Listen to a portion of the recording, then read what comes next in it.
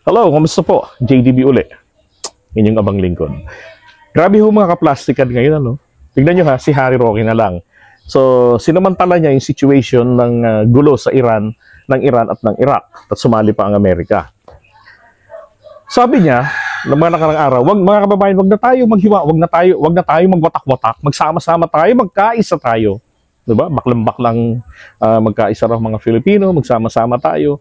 Anak ng putya, biglang sasabihin niya lang pala ay mag-resign na si PBBM, ipaubaya na ang pagpapatakbo ng bansa kay Sara Duterte na wala na kasi hindi raw po kakayanin ni PBBM yung giyera, yung epekto nito.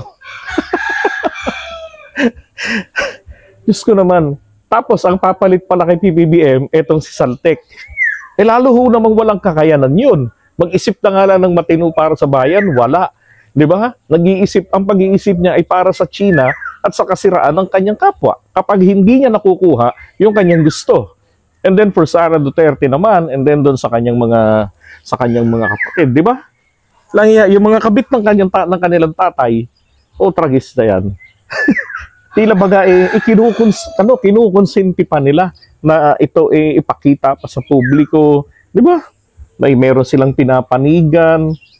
Anak ng potsa. Alam niyo, kung tatanungin lang ako, kung sino sa tingin ko ang mas nagbibigay ng pagpapahalaga sa tatay nila, palagay ko, sabihin ko na ho sa inyo, mas nakita ko pa ho ang pagpapahalaga kay Digong, buhat sa kanyang mga anak, na exposed sa publiko.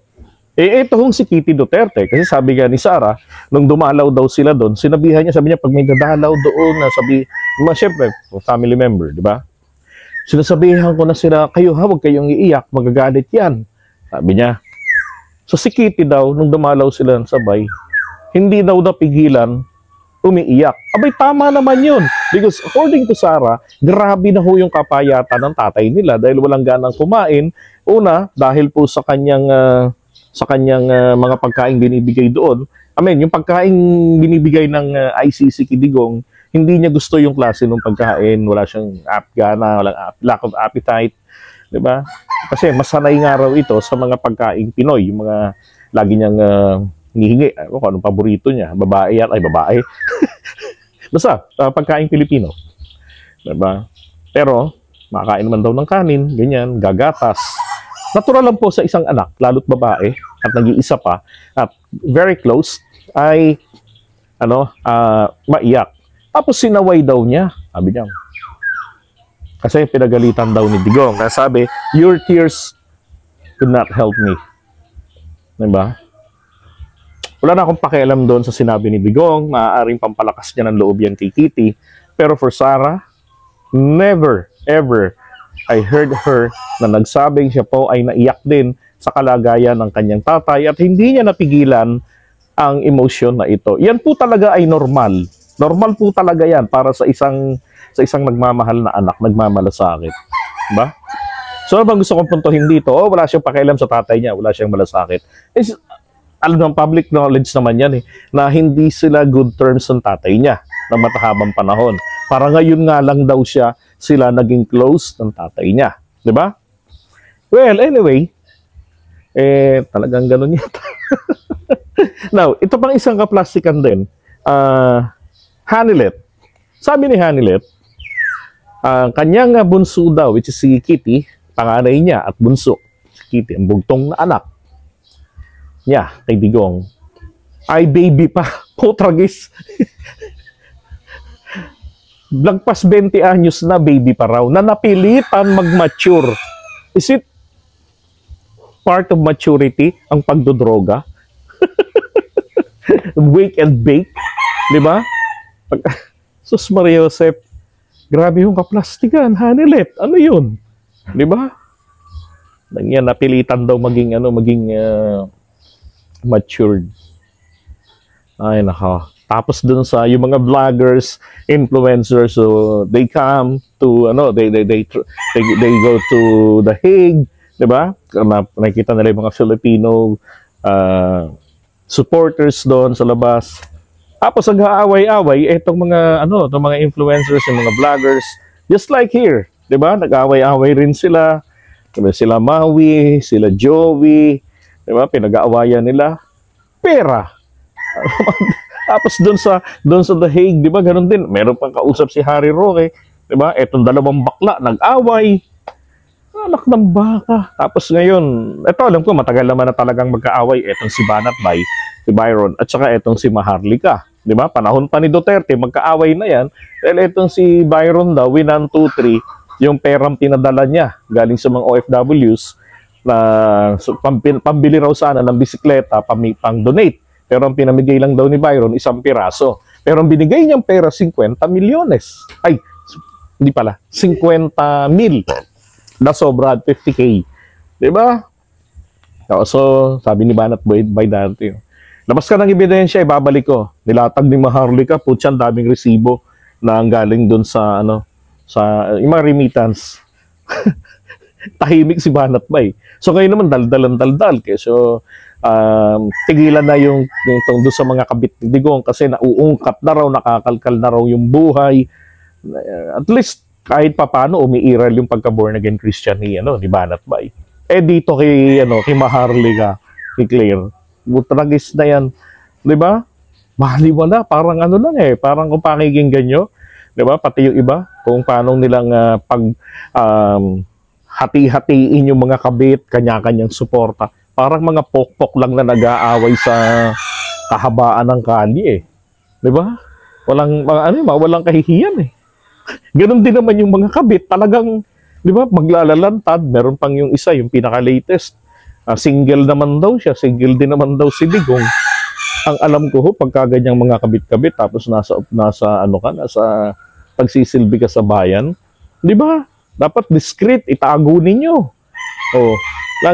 Ngayon bago na ho ang standard yata kinakailangan proud na kayong ibuyang-yang. 'Di ba? Duterte raw single. Saan single? Dahil na-divorce yung kanyang divorce siya ni Zimmerman, 'di ba? Ang tanong, yun bang divorce niyang yan dito, kinikilala ba yan rito sa Pilipinas? 'Di ba? Meron bang annulment ng kanilang kasal? 'Di ba? At kahit pa hindi ho po pwedeng maging pinangangalandakan. 'Di ba? Pambihirang buhay ito. Iba na ang standard ng mga to, kakaiba na talaga. Baliktad na panahon ngayon. Pero mo yung mukhang walang kakayanan. Pipilit ni Harry Roque. Alam rin naman niya, wala namang kakayanan si Sara, di ba? Pasaltik-saltik lang. Pabor sa kanya yan kasi kaya niyang manipulahin si Sara. Yun ang kanyang nasa isip para maipabasura yung mga kaso niya.